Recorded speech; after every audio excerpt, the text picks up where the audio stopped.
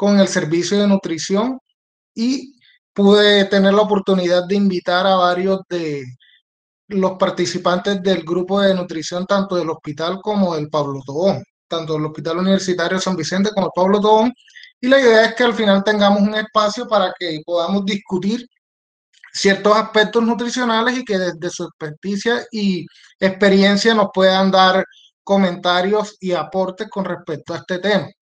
Este tema es importante, ¿por qué? Porque como veremos, el advenimiento de la cirugía bariátrica ha disparado el número de procedimientos que tenemos. Y uno de los problemas no es tanto que se logre un descenso exitoso del peso, sino la posibilidad de reganancia. La idea es que basándonos en esta publicación realizada recientemente, donde el, se hace un abordaje de este tema, discutiremos ciertos aspectos importantes de los factores que conducen a esta reganancia de peso, pero también qué intervenciones podemos tener.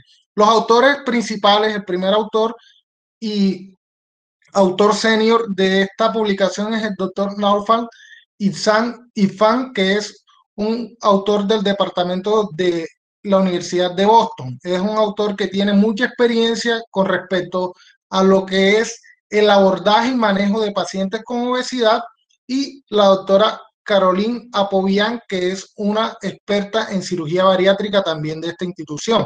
Este artículo fue publicado en el Journal de Endocrinología Clínica y Metabolismo, que es una revista de alto impacto desde el punto de vista de publicaciones de endocrinología en el mejor cuartil de publicación. Partiendo de un caso clínico, hablaremos de este problema y de los posibles factores e intervenciones que debemos tener en cuenta. Entonces, es una paciente femenina de tez blanca de origen de las islas del Caribe, no especifican cuál, con antecedentes patológicos de enfermedad de reflujo gastroesofágico, asma y anemia ferropénica, quien consulta por recuperar peso 4 años posterior a un bypass gástrico en Yede-Rus. La paciente le realizaron en 2007 esta intervención bariátrica.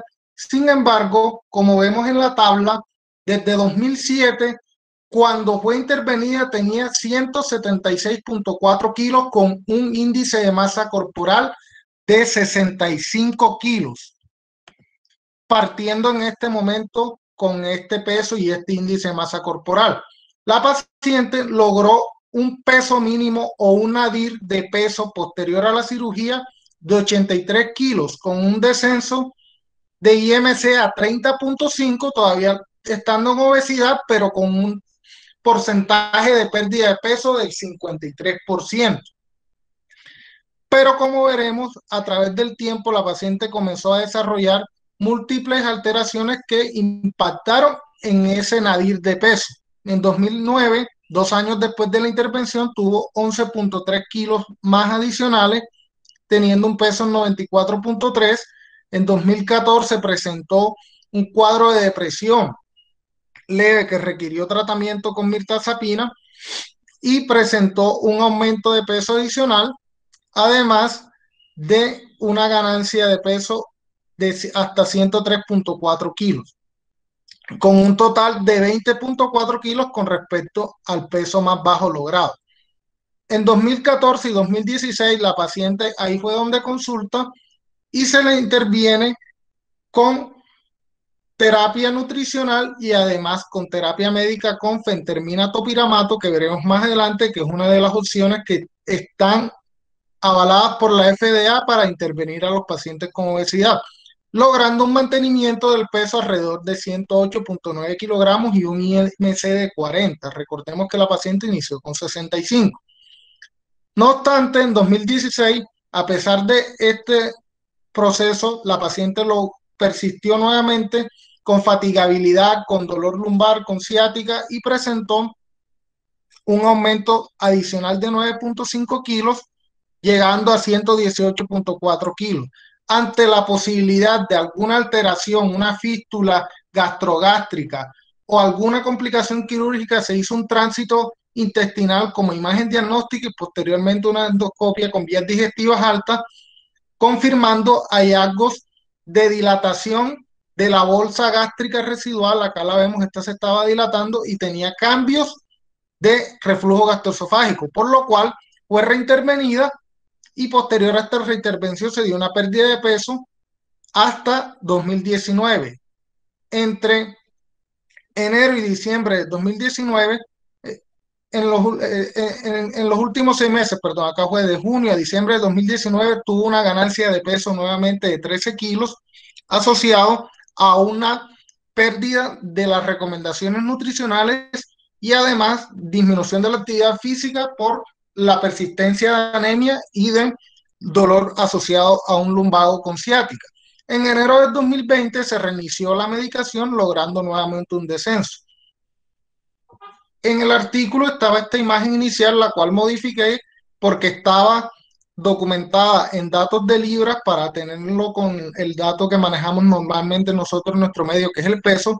Podemos ver que el peso inicial de la paciente fue 164 kilos, llegó hasta un nadir de 83 kilos y vemos lo que ocurre normalmente y que no queremos que se presenten en estos pacientes, que es la reganancia progresiva del peso, viendo episodios donde se pudo mantener asociado a terapia médica y un adecuado seguimiento,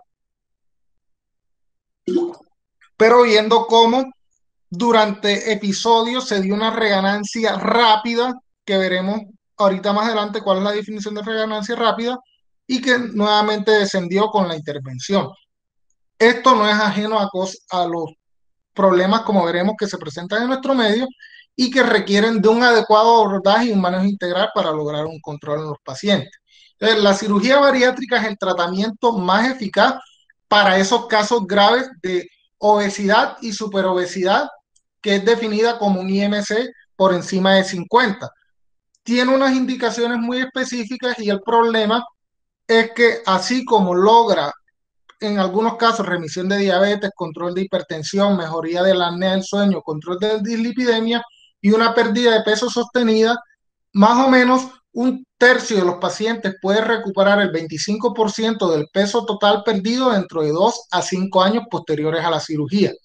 Y en nuestro medio, teniendo en cuenta las tendencias de cómo se están desarrollando los procedimientos, en el 2013 Brasil reportó 90.000 procedimientos bariátricos, siendo el país en Latinoamérica con más procedimientos desarrollados. Argentina con 30.000 en 2016.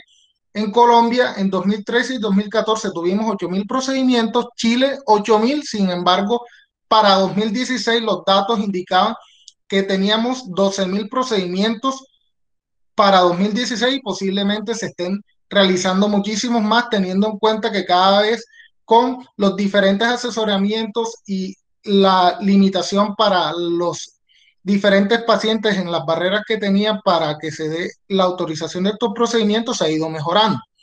Pero el problema es que estos pacientes progresivamente, inclusive a pesar de tener dietas hipocalóricas, si no tienen buena adherencia y no se hace un manejo integral, van a tener hasta un 80% a los 5 años posterior a la reintervención, reganancia del peso mínimo logrado, por lo cual esto es un inconveniente, es algo frecuente y como vimos, nada más en nuestro país para 2016 fueron 12.000 procedimientos bariátricos, de los cuales el 33% pueden tener reganancia de peso y si seguimos esta tendencia que fue reportada, hasta el 80% pueden tener reganancia de peso.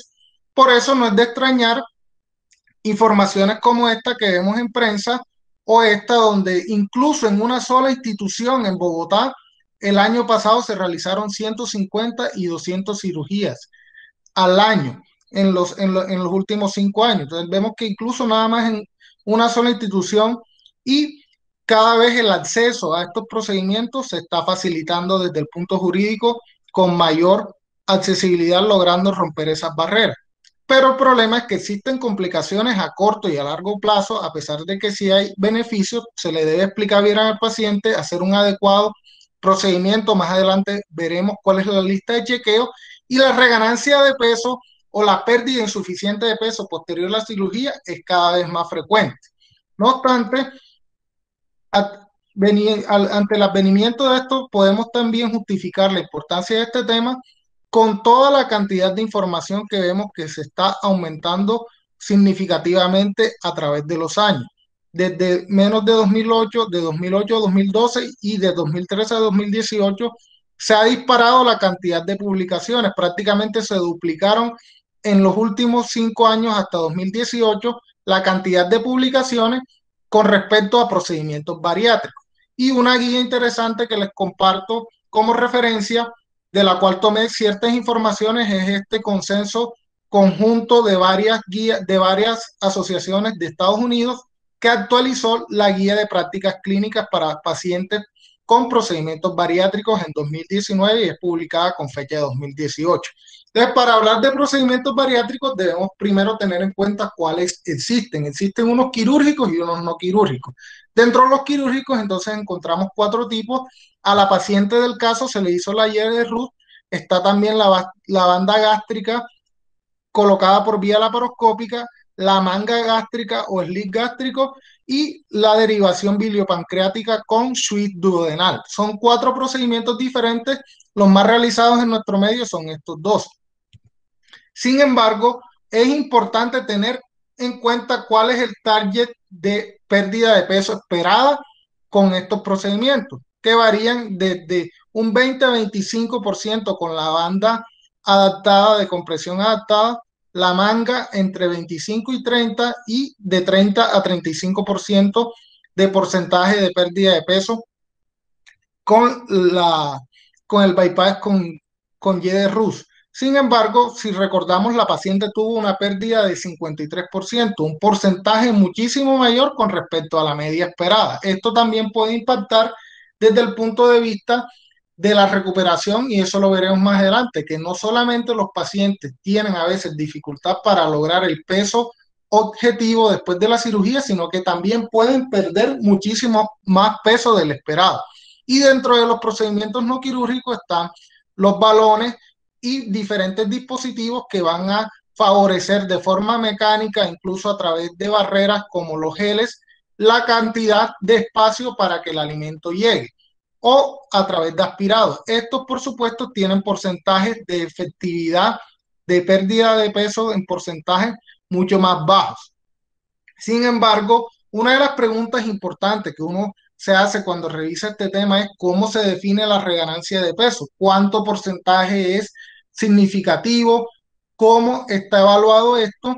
Y una de las revisiones interesantes que encontré publicada este año tiende a hacer esta revisión de las definiciones y la prevalencia. Y esto es una limitante que los autores en su publicación también indican. ¿Por qué? Porque como vemos, pueden existir múltiples puntos de corte, formas de presentarlo según IMC, según peso, según el peso, hasta el nadir, el porcentaje después del nadir o entre otras. Entonces esto limita la forma en la cual podemos estandarizar este concepto y además hacer un adecuado seguimiento. Entonces, no hay un dato específico, incluso algunos tienen puntos de corte como a los 18 meses, después de un porcentaje mayor al 50, menor al 50% y otros a los 2 años. Encontré algunas revisiones a los 2 años. Entonces, esto limita la forma en la que se define, por lo cual los autores intentan estandarizar de forma arbitraria, y lo especifican que no es una definición todavía validada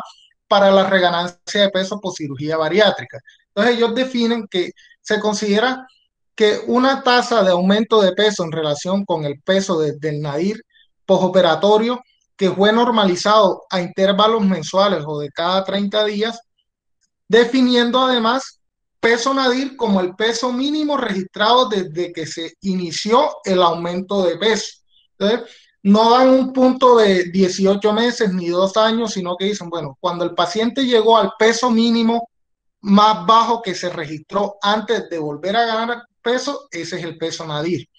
Y la tendencia de ese aumento de peso normalizado a los 30 días se definió como la tasa de aumento de peso o reganancia de peso. Y esa reganancia de peso se definió como leve, moderada o rápida según los porcentajes que fuera aumentando el peso cada 30 días.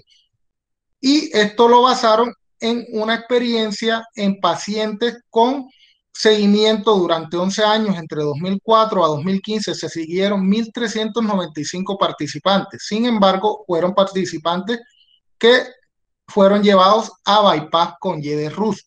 Esta definición, ellos lo que hicieron fue ajustar las tendencias de reganancia de peso y demostrar que por lo menos una reganancia de peso mayor de 1% era una reganancia rápida y que pacientes con esta tendencia de ganancia de peso iban a lograr en los siguientes 6 meses más de 5% de reganancia de peso, que generalmente es una definición que se considera significativa. Ahora bien, ¿por qué ellos hacen énfasis en ese concepto de reganancia rápida y esta tendencia y no esperar a los 6 meses? ¿Por qué? Porque si ya yo sé que mi paciente va aumentando un 1% del peso en una tendencia, puedo yo intentar de forma oportuna aumentar los seguimientos y evitar que el paciente ya a los 6 meses haya logrado 6% de ganancia de peso, que lo pude haber evaluado cuando me di cuenta que de pronto en 2 meses de seguimiento subió 2% o más de peso, por ejemplo, que sería una reganancia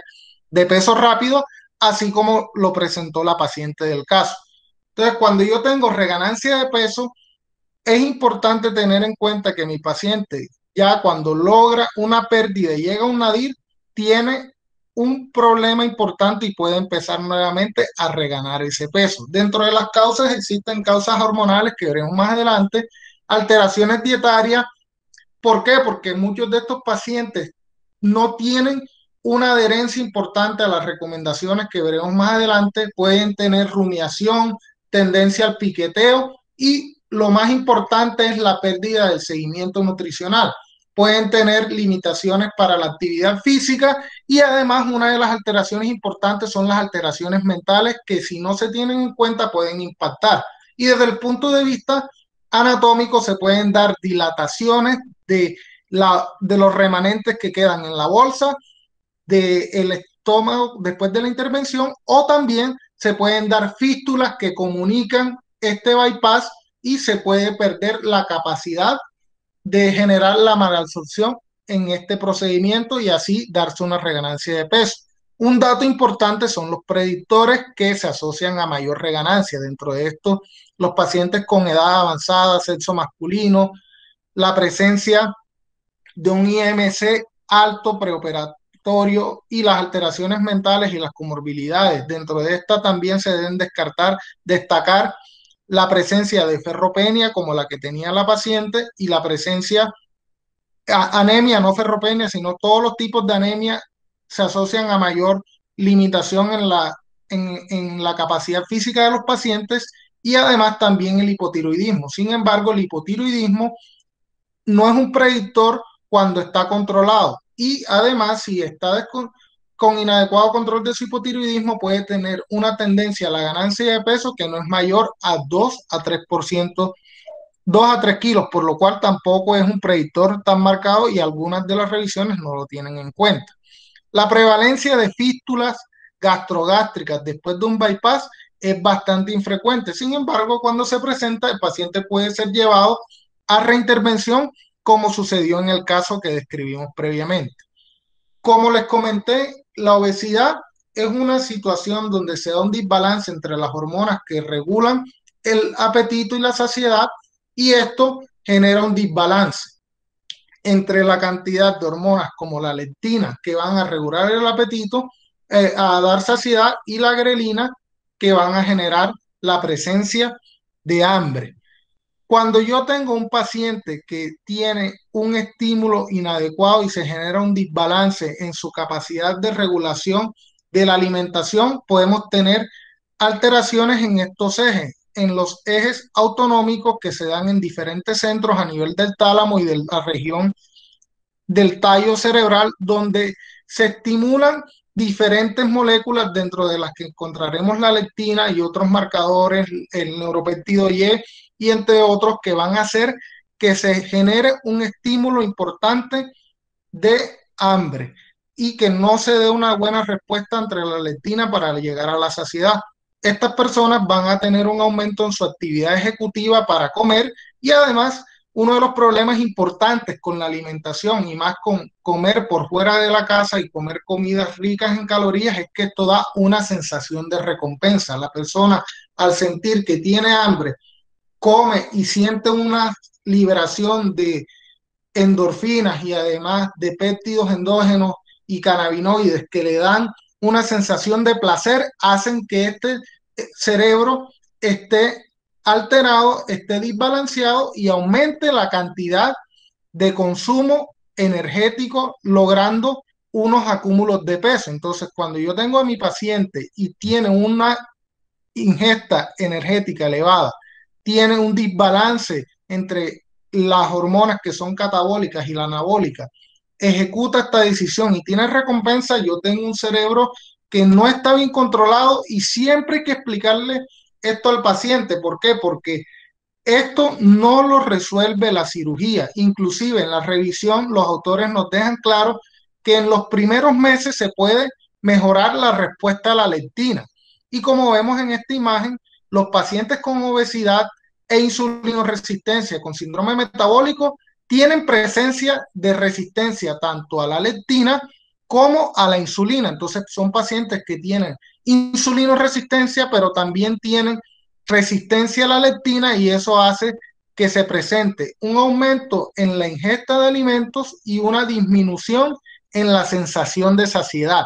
Y esto puede controlarse parcialmente cuando se da la cirugía, pero el problema es que se pierde, se resetea esto nuevamente y ahí es donde se empieza a dar la reganancia de peso porque los pacientes piensan que todo el tiempo se les va a controlar el apetito, pero esto llega a un punto de equilibrio y puede volver a elevarse. Como vemos acá, un paciente que tiene un desbalance por su obesidad y llegó a un punto estable estando en su obesidad después de la reintervención y además teniendo en cuenta unos factores genéticos, estos estos factores de reganancia de peso van a hacer que se aumente, se va a aumentar la grelina, se va a aumentar el péptido inhibidor gástrico y se van a disminuir los factores de saciedad. Este desbalance a favor de los factores orexigénicos van a aumentar el apetito del paciente y van a hacer que regane peso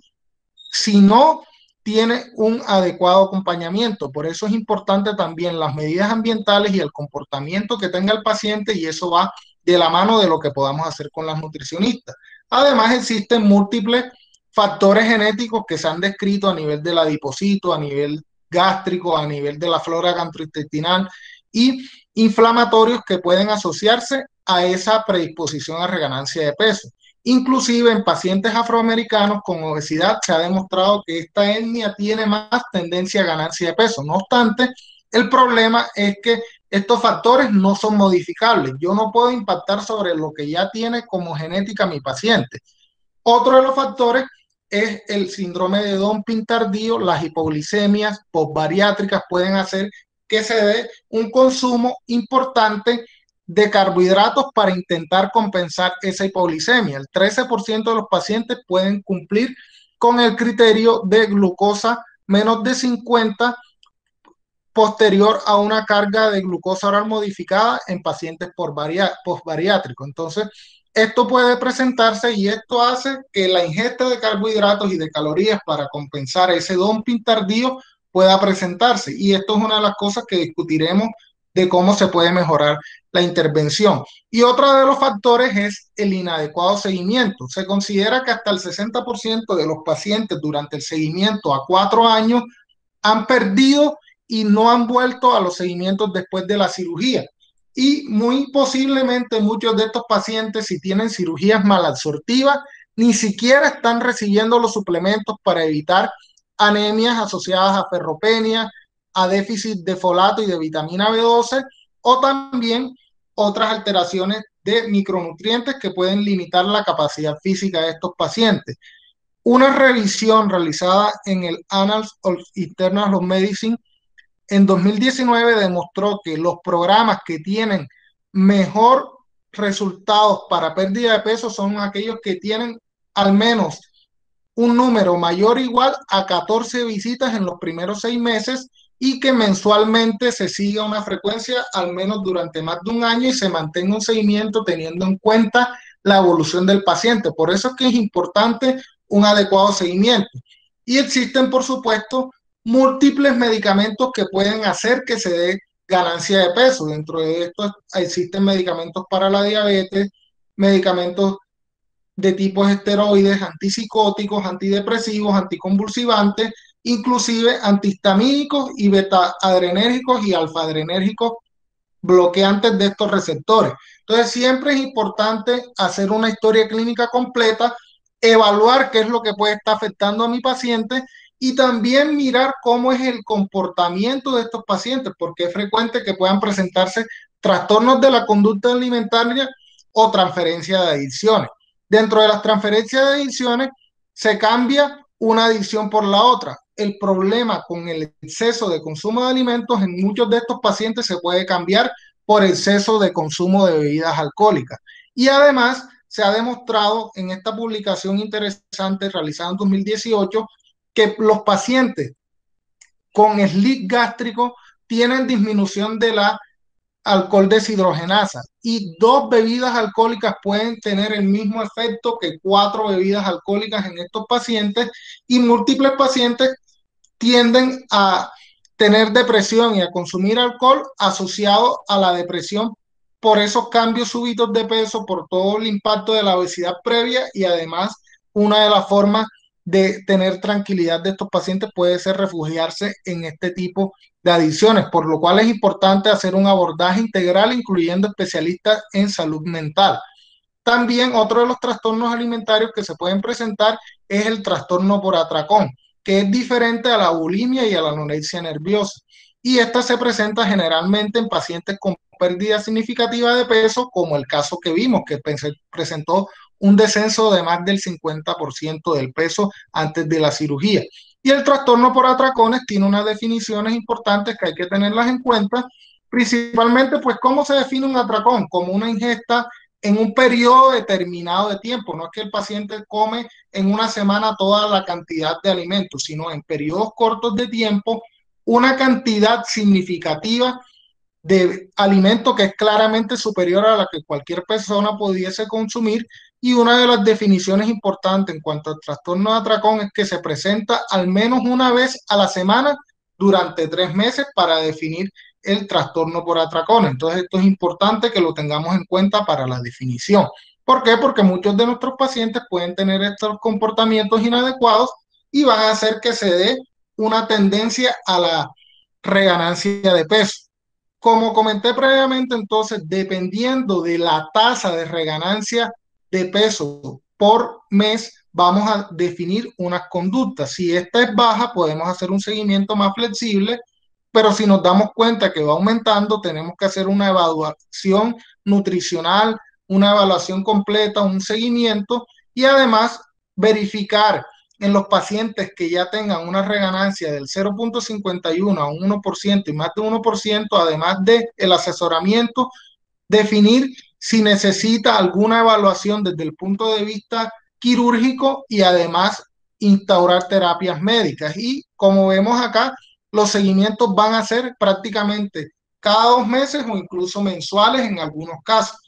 Y un dato que es importante que plantea esta revisión es que en los pacientes que tengamos reganancia de peso más del 0,5% debemos plantear las opciones de evaluación. Y además nos indica que si el paciente tiene una ganancia de peso mayor al 5% en menos de 3 meses, 10% en menos de un año, o si regana más del 15% en cualquier momento, se debe hacer un tránsito gastrointestinal y una endoscopia. Entonces, este dato me parece significativo que lo tengamos en cuenta para definir nuestro seguimiento de los pacientes.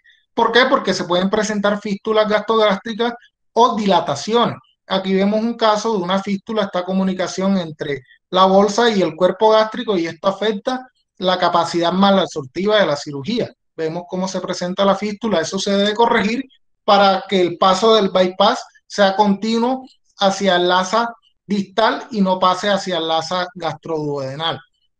Y lo que vemos acá en esta tabla que sí es importante tener en cuenta es que, por ejemplo, el bypass con Y de Rus tiene pocas posibilidades de reintervención. Inclusive en algunos casos que hemos podido ver en el Hospital Pablo Tobón específicamente, en el staff de bariátrica, muchos pacientes cuando solicitan la posibilidad de una reintervención, esta es una limitante que tienen los cirujanos. ¿Por qué? Porque como es una intervención más grande, es posible que la tasa de éxito o demás complicaciones sea superior, por lo cual la conducta de cuándo reintervenir un paciente debe siempre tener, por supuesto, el concepto de un cirujano bariátrico y de un equipo interdisciplinario a través de STAT para definir las opciones de reintervención.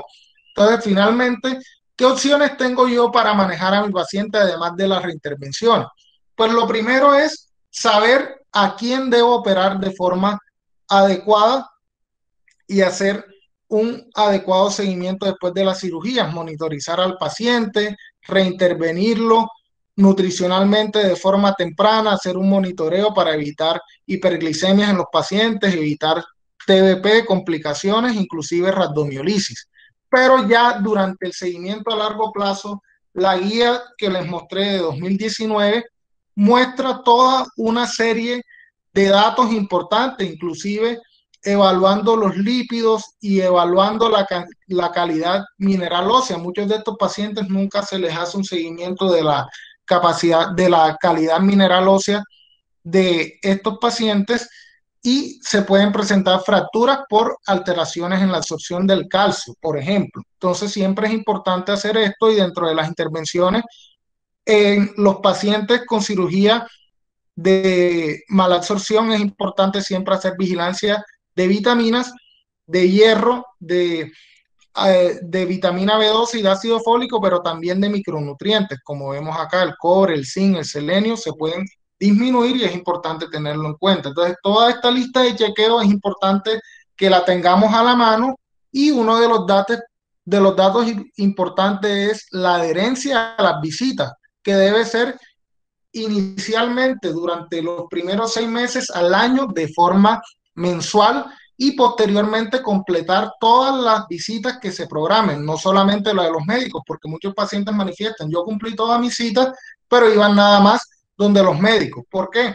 Porque dentro de los 4 fantásticos para el abordaje de la obesidad está un abordaje nutricional adecuado, una actividad física óptima, una adecuada salud mental y finalmente, si no logramos un control importante con eso, vamos a acudir a opciones con fármacos o cirugía, o si tenemos reganancia de peso rápida, como vimos en la gráfica previa, intentar establecer estas opciones, pero recordemos que las 3 más importantes son las de arriba. Entonces, por eso es importante una adecuada historia médica nutricional, teniendo en cuenta la salud mental de nuestros pacientes, la salud mecánica, a través de descartar artrosis o limitaciones que afecten la actividad física, una adecuada salud metabólica, controlar comorbilidades como dislipidemia y diabetes, y una importante que esta la plantea la guía canadiense de obesidad, es la salud monetaria.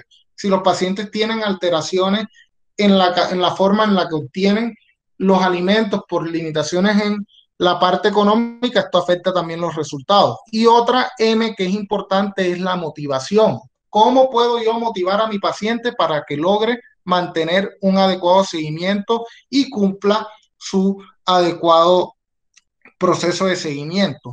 Otra cosa importante que hay que tener en cuenta es que yo debo tener claro que no todos los pacientes pueden operarse y que no todos van a ser candidatos a pesar de que tengan un IMC. O sea, no es porque yo diga un IMC mayor de 40 es candidato a cirugía bariátrica. Yo debo tener en cuenta toda una serie de variables que me pueden impactar, porque si yo tengo un paciente que tiene una patología psiquiátrica, un trastorno de conducta alimentaria, por más que yo lo opere, si no le controlo la alteración psiquiátrica, no voy a mejorar a ese paciente. Entonces, además debo descartar, por supuesto, alteraciones endocrinas, pero recordemos que menos del 1%, 1 a 3% de las causas de obesidad mórbida actualmente son explicadas por trastornos endocrinos.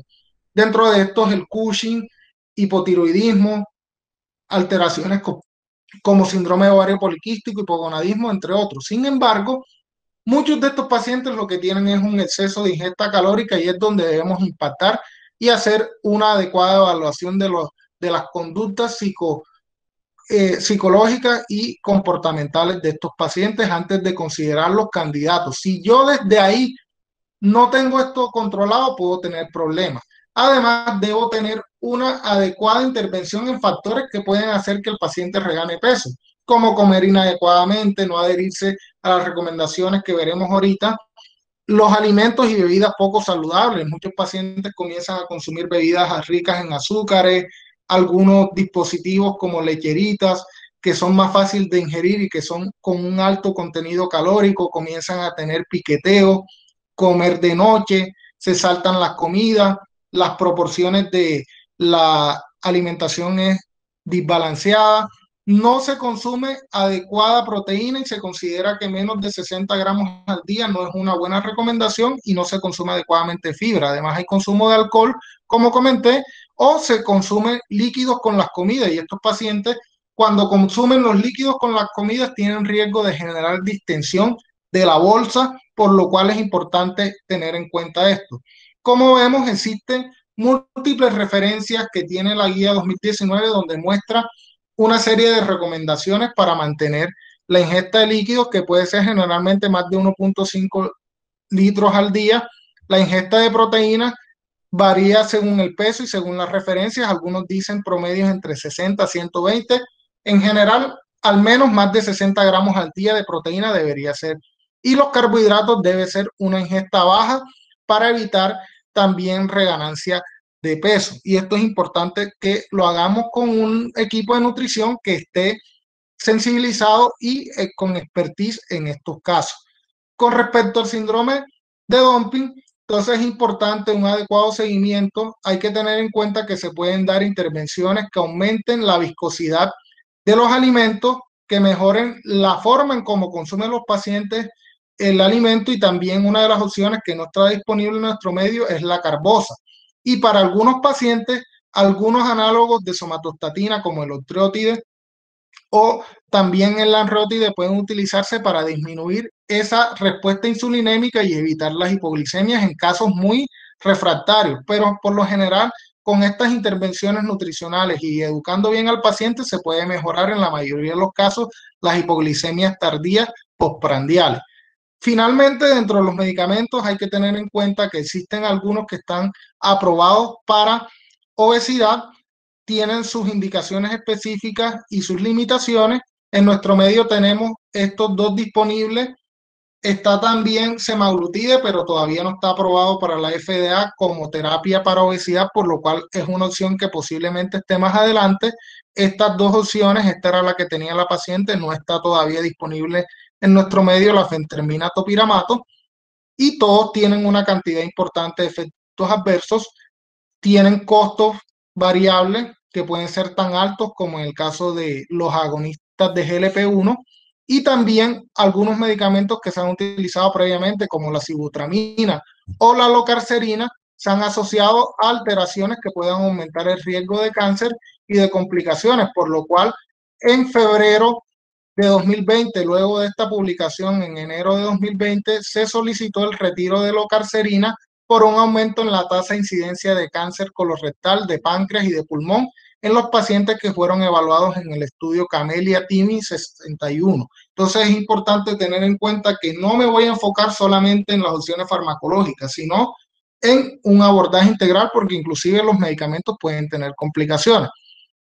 Volviendo al caso, entonces, recordemos que fue una paciente que tuvo una pérdida importante de peso, que presentó reganancia más o menos a los 2 años asociado a depresión. La ferropenia que presenta la paciente no tiene una evidencia que sustente, que explique la ganancia de peso, pero la fatiga y la disminución en la actividad física asociada a la anemia sí lo pueden explicar.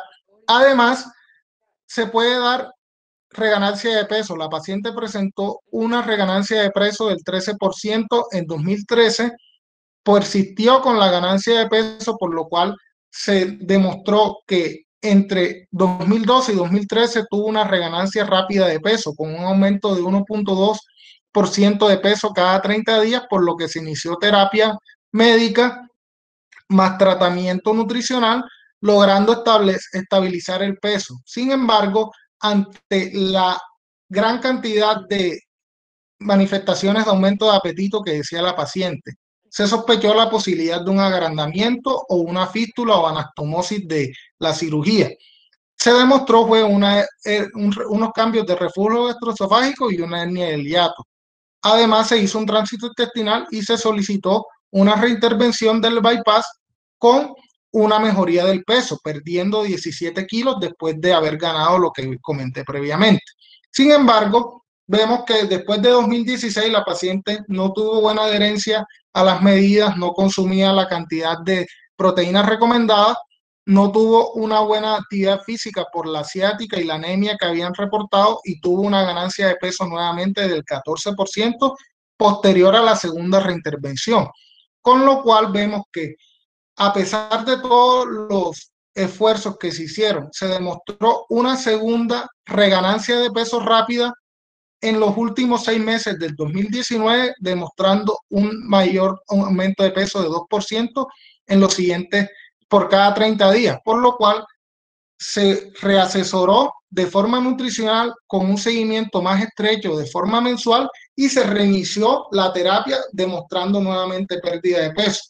En conclusión, es importante tener en cuenta que el seguimiento de los pacientes por cirugía bariátrica es un reto que debe ser abordado de forma multidisciplinaria. No le pertenece a un solo profesional de la salud. Y además, uno de los datos a destacar de esta revisión es que se debiesen aplicar estrategias para de forma oportuna identificar cambios significativos como la definición que arbitrariamente los autores plantean, pero que por lo menos vemos que si tenemos ganancias de más de 1%, podemos actuar de forma temprana y no esperar a que se den cambios de 5% más, que de pronto ahí perderíamos una brecha de tiempo que después para bajar ese 5% de peso del paciente va a ser difícil. Entonces, es importante que a nuestro paciente no le ocurra esto, sino que se mantenga así después de bajar de peso. Muchas gracias y abro espacio para las preguntas y comentarios. Me gustaría que el grupo de nutrición, si hay alguna de las compañeras o participantes y también los compañeros y docentes que puedan aportar, bienvenido. Luis, buenos días. Habla Carlos Alfonso Willes. Muchas gracias por esta excelente presentación.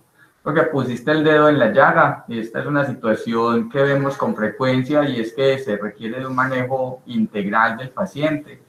Y desde el punto de vista médico debemos hacer mucho más énfasis en esos hábitos de alimentación, en el comedor compulsivo nocturno, en el tiempo del descanso, en enfatizar si debajo de todo esto hay un cuadro depresivo, ansioso, que esté llevando a que el paciente tenga una alteración en su control, enfatizar en cómo ese fenómeno inflamatorio de la obesidad puede llevar a esos daños de comunicación hipotalámica y que generalmente van a llevar a lo que mencionaste muy bien en ese gráfico de las recompensas que estaba en colores muy bonito, que claramente expresa lo que está pasando en un paciente con obesidad.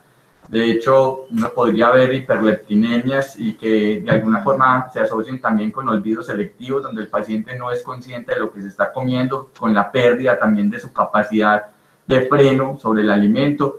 Y sabemos que una alimentación basada en comida real, entiéndase como salió de la tierra, viene del árbol o se pudre si se queda afuera o tiene mamá biológica, está asociada con 500 kilocalorías menos de consumo por día comparado contra una comida ultraprocesada.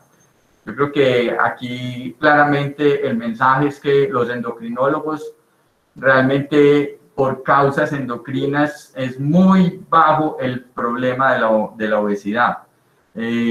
Pero es el manejo integral, lo que decía, se necesita es un doliente, un equipo de trabajo, el trabajo con la educadora, con la psicóloga, con el psiquiatra, con el educador físico, es lo que va a llevar al éxito del mantenimiento del peso. Recuerden que en la parte inicial, la bajada de peso, el 70% es alimentación y 30% ejercicio, pero luego en el mantenimiento de esa reducción de peso, el ejercicio se vuelve fundamental y es claramente el trabajo mantenido en el tiempo el que va a llevar a que ese paciente evite tener una reganancia.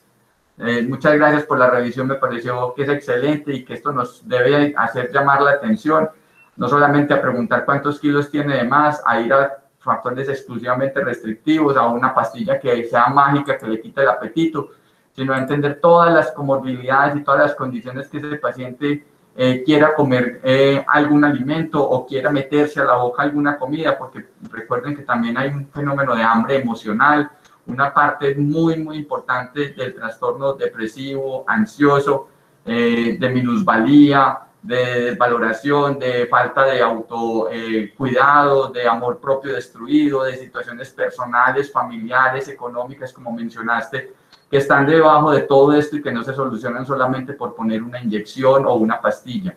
Entonces, esto es un trabajo que tiene que ser en equipo y que realmente también el otro mensaje es que todos desde el día a día deberíamos tratar de hacer algo por nosotros mismos para poder luego llevarlo a la práctica con los pacientes.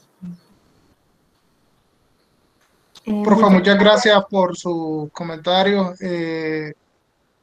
La profe Olga creo que tiene levantada la mano y creo que vi también otra persona, María Carolina. No sé si le damos paso al... Sí, a la profe Olga y tiene la mano levantada para posteriormente Sarita Oyuelo y Miriam Rueda. Bueno, no, muy buenos días para todos. Primero, felicitarte, Luis, como siempre, tus presentaciones impecables y muy claras. Yo creo que el mensaje es muy claro. Lo que se nos viene ahorita, yo creo que son muchos pacientes de cirugía bariátrica, precisamente con este fenómeno de reganancia de peso.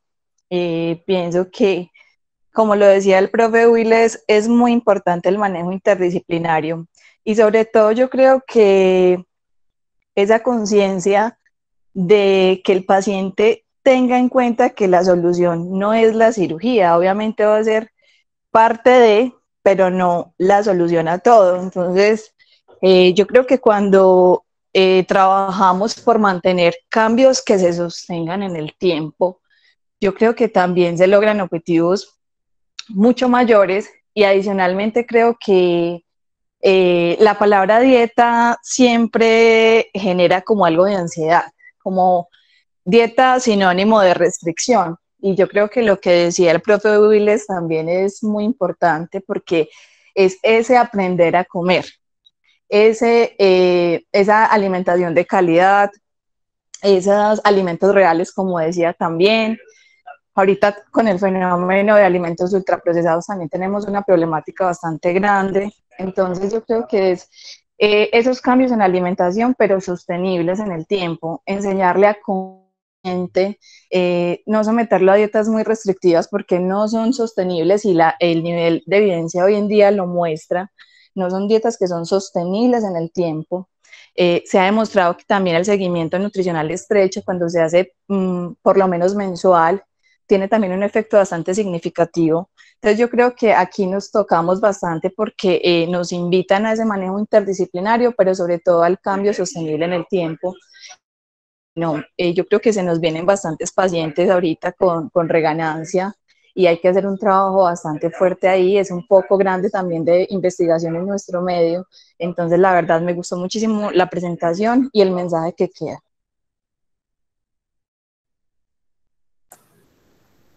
Bueno, damos la palabra a Sarita Oyuela. Buenos días, ¿cómo están? Inicialmente, pues me presento, mi nombre es Sarita, yo soy residente de Medicina del Deporte. Me parece súper interesante la charla que acabas de dar, me parece que tocas pues unos puntos muy importantes y quería señalar como lo que hablabas de que sea un manejo interdisciplinario y de ahí pues que quiero señalar que digamos que los objetivos también van más allá, pues los objetivos en el paciente que pierde peso van más allá de esa pérdida de peso solamente, pues uno busca mejorar la condición física, modificar la distribución de grasa regional, los cambios en la composición y en el metabolismo muscular y mantener o aumentar pues sobre todo la masa libre de grasa y de esa forma, de alguna manera, favorecer procesos cardiometabólicos en el paciente. De ahí que el deporte y una actividad física estructurada y una buena prescripción sean pues como indispensables en estos pacientes. Y de hecho, como bien le decía el profesor Willes, inicialmente durante la pérdida de peso, digamos que la dieta tiene muy buena evidencia y luego en la reganancia o para prevenir más bien esa ganancia, la tenga el ejercicio.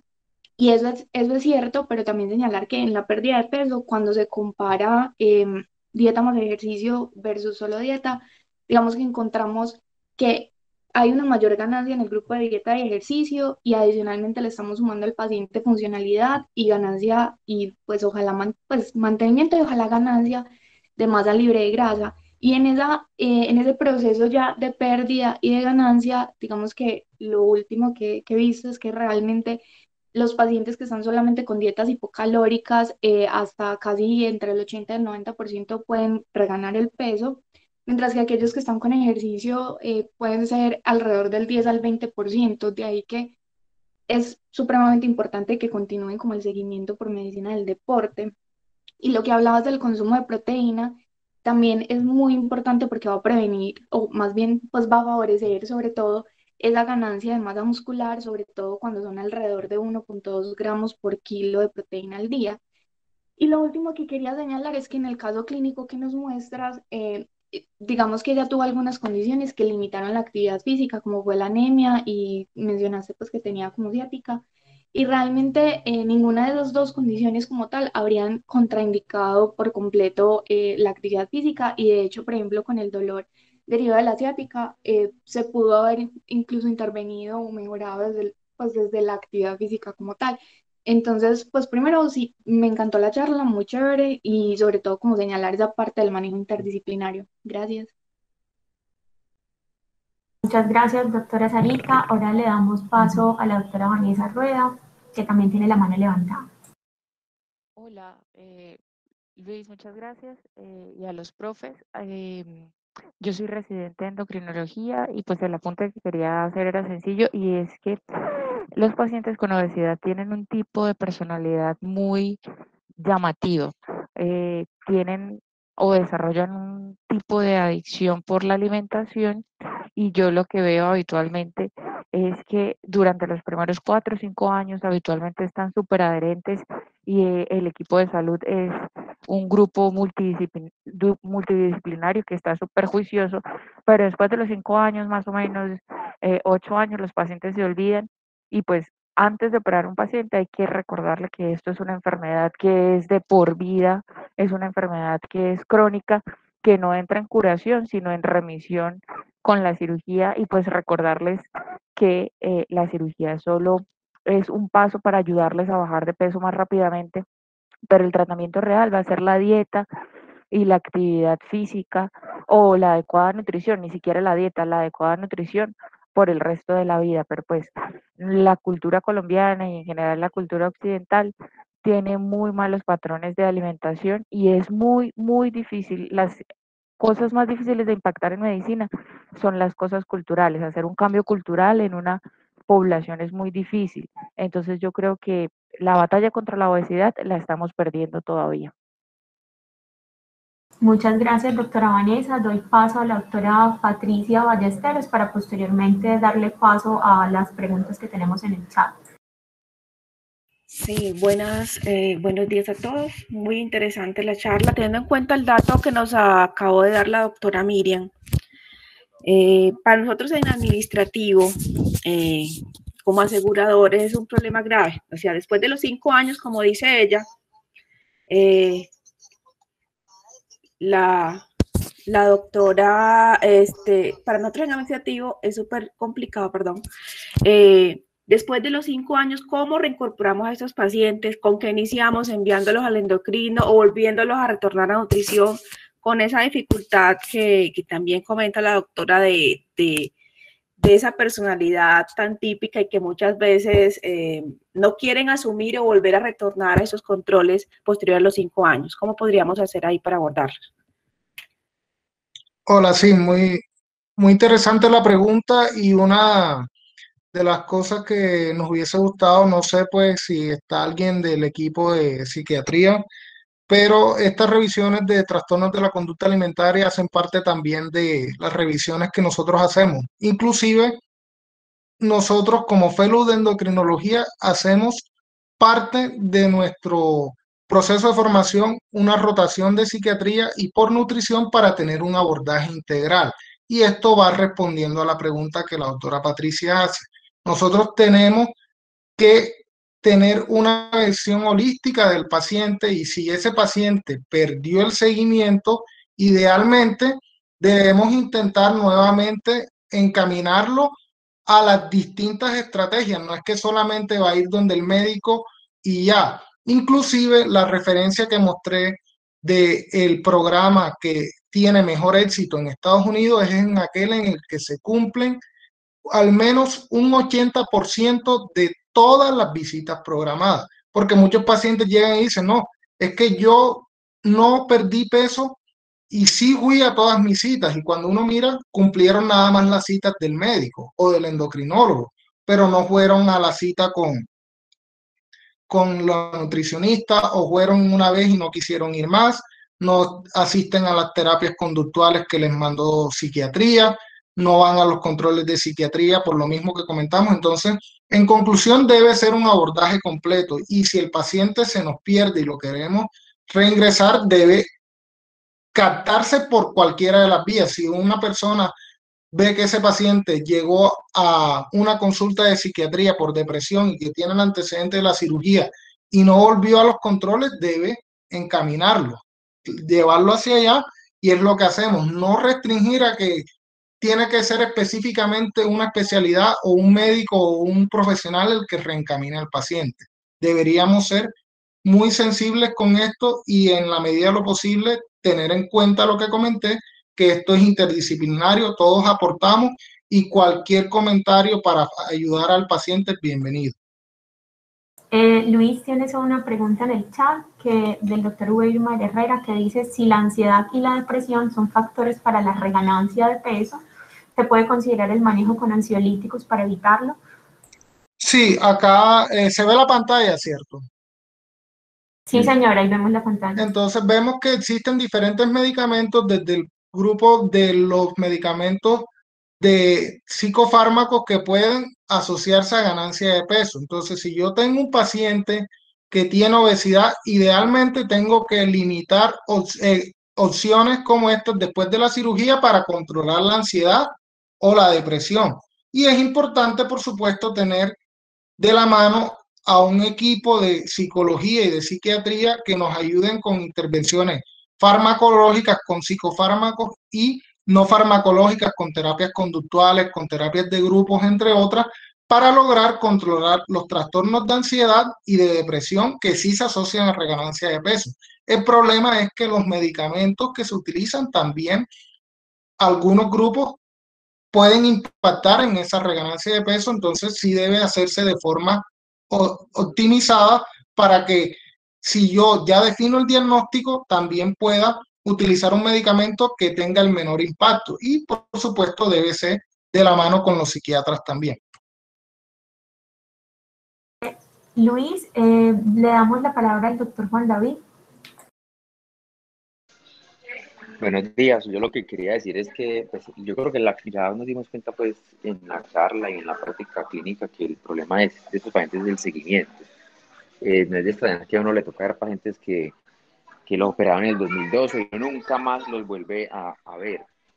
Y yo creo que el seguimiento debe ser obviamente por endocrino, pero pues yo creo que inclusive es más importante que endocrino es la cita por medicina deportiva. Yo creo que un paciente por bariátrico es más importante que lo vea. Yo prefiero 6 citas de medicina deportiva que una de endocrino, pues, porque y la dificultad que tenemos es que la medicina deportiva, esto lo digo, lo he hecho, yo hablando como 10 años de lo mismo, la medicina deportiva no está en el plan obligatorio de salud.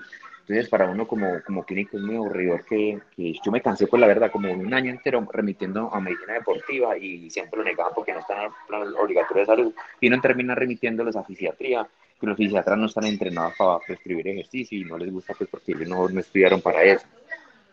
Entonces, no sé, cómo habría que hacer una estrategia como para que medicina deportiva oficialmente lo evalúe, porque el que tiene plata es más fácil pues que uno le diga que pague la cita o pone una póliza, pero la gente común y corriente, que es la mayoría, no puede acceder a medicina deportiva. Y lo otro es pues garantizar el seguimiento de psiquiatría y de psicología, porque yo creo que en largo plazo lo más importante es controlar la ansiedad, o sea, la parte mental, y lo que dijo el profe Willer es el ejercicio es fundamental para mantener el peso que uno perdió. Listo. Bueno, muchísimas gracias al doctor Luis Rodríguez por su presentación y a todos los asistentes por su participación en esta jornada. Ya siendo las 8 de la mañana, entonces damos por finalizada esta reunión. Muchísimas gracias y feliz día para todos.